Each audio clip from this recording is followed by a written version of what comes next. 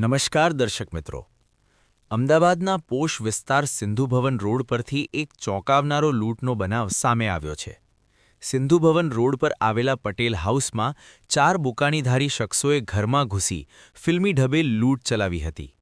આરોપીઓએ ઘરમાં પ્રવેશ કરી છરીની અણીએ ધમકી આપીને પરિવારજનોને ડરાવ્યા અને અંદાજે ₹1,25,000ની રોકડ લૂંટ કરીને ફરાર થઈ ગયા હતા।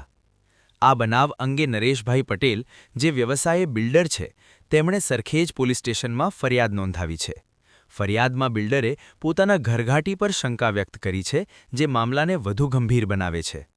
ઘટનાની જાણ થતાં જ સરખેજ પોલીસનો કાફલો ઘટનાસ્થળે પહોંચ્યો હતો। પોલીસે આસપાસના વિસ્તારમાં લાગેલા સીસીટીવી ફૂટેજ તપાસવાની કામગીરી શરૂ કરી છે અને આરોપીઓની શોધખોળ ચાલી રહી છે।